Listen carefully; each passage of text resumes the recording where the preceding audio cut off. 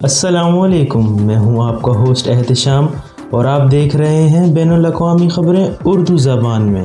امریکی عہدیداروں کا کہنا ہے کہ CIA نے زبانی طور پر ٹرمپ کو روس کی رپورٹ پر بریفنگ نہیں دی۔ National security adviser Robert O'Brien کا کہنا ہے کہ کمزور انٹیلیجنس کی بنیاد پر صدر ٹرمپ کو زبانی طور پر رشیا کے پیسے دے کر امریکی فوجی مروانے والی خبر کا نہیں بتایا گیا، اور دوسری طرف CIA افسر نے کہا ہے کہ خبر کی تصدیق ابھی تک نہیں ہوئی ہے۔ New York Times, Washington post اور وال اسٹریٹ جرنل نے بے نامی امریکی حکام کے حوالے سے کہا ہے کہ ایک روسی ملٹری انٹیلیجنس یونٹ نے امریکی فوجیوں کو مارنے کے لیے طالبان سے منسلک عسکریت پسندوں کی قیمت دی ہے۔ روس نے ان اطلاعات کی تردید کی، جبکہ طالبان کا کہنا تھا کہ اس نے ماسکو سے ایجنٹوں کے ساتھ کوئی معاہدہ نہیں کیا۔ پولیس نے سیٹل سٹی سینٹر کے قریب ایک علاقے کو صاف کر دیا جسے 3 ہفتے قبل مظاہرین نے سنبھال لیا تھا، ان میں سے کچھ مسلح بھی تھے۔ شہر کے میئر کے ایک حکم کے بعد بدھ کی صبح ضلع بھر میں بھاری بھرکم اسلحے سے لیس افسران نے درجنوں افراد کو گرفتار کیا۔ میئر جینی ڈورکن نے کہا ہے کہ اب تک حکام نے کیپٹل ہال میں امریکی آئین کے تحت آزادانہ تقریر اور مظاہرے کے حقوق کی معقول حد تک سہولت فراہم کی ہے، لیکن انہوں نے کہا ہے کہ وہ شہر کی جائیداد پر قبضہ کرنے، شہر کو نقصان پہنچانے اور نجی جائیداد پر قبضہ کرنے کے لیے اجازت نہیں دیں گی۔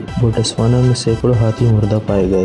گزشتہ ماہ پراسرار طور پر بوٹسوانا میں سینکڑوں ہاتھی مر رہے ہیں۔ ڈاکٹر نیال میگن اور ساتھیوں کے ساتھ مئی کے آغاز سے جنوبی افریقی ملک اوکاوانگو ڈیلٹا میں 3.5 سے زائد ہاتھیوں کی لاشوں کو دیکھا ہے۔ کوئی نہیں جانتا کہ جانور کیوں مر رہے ہیں۔ حکومت کے مطابق نمونے لیب میں کئی ہاتھوں سے جا چکے ہیں۔ بوٹسوانا افریقہ کی 1/3 گرتی ہوئی ہاتھیوں کی آبادی کا گھر ہے۔ فاکس نیوز نے اپنے مشہور نامور اینکر کو چینل سے نکال دیا، جس پر اپنے ساتھی کے ساتھ جان بوجھ کر جنسی بدکاری کا الزام ہے۔ ایڈ ہنری کا شو امریکن نیوز روم روزانہ صبح ٹی وی پر شائع ہوتا تھا۔ ہانگ کانگ برطانیہ نے رہائشیوں کو شہریت کی پیشکش کر دی۔ بورس جانسن نے کہا ہے کہ 3 لاکھ تک ہانگ کانگ کے رہائشیوں کو برطانیہ میں سکونت اختیار کرنے اور بالآخر شہریت کے لیے درخواست دینے کا موقع فراہم کیا جائے گا۔ پیپٹاگون اٹلی نے کہا ہے کہ انہوں نے 1 بلین یورو مالیت کی ایمفیٹامائن قبضے میں لی ہے، جو کہ داعش کے لیے اسمگل کی جانی تھی۔ اٹلی کی پولیس نے کارروائی کرتے ہوئے 14 ٹن ایمفیٹامائن کو قبضے میں لیا ہے، جو سائریا میں تیار ہوئی تھی اور داعش کو اسمگل کی جانی تھی۔ Myanmar jade mine landing site میں 100 سے زائد افراد ہلاک ہو گئے۔ حکام کا کہنا ہے کہ شمالی میانمار میں جیٹ مائننگ سائٹ پر مٹی کے تودے کے بعد کم از کم 113 لاشیں ملی ہیں۔ ریاست کی چین کے علاقے ہپاکن کے مقام پر اب بھی لاپتہ افراد کے لیے ریسکیو کا کام جاری ہے۔ نیوزی لینڈ کے وزیر صحت نے کرونا وائرس پر حکومت کے رد عمل اور لاک ڈاؤن قوانین پر خلاف ورزیوں پر تنقید کے بعد استعفیٰ دے دیا ہے۔ اپنے خاندان کو ساحل سمندر پر لے جانے کے قوانین توڑنے کے بعد ڈیوڈ کلارک کو پہلے ہی ان کے عہدے سے ڈیموٹ کر دیا گیا تھا۔